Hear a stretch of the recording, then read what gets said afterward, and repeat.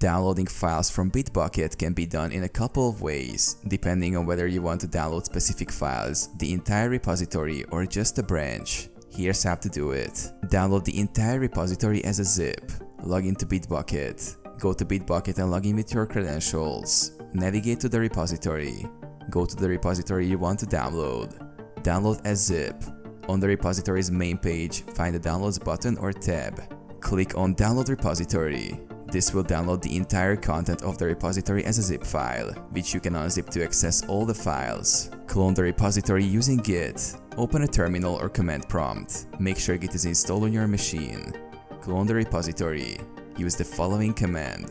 Replace username with the Bitbucket username and repository name with the actual repository name.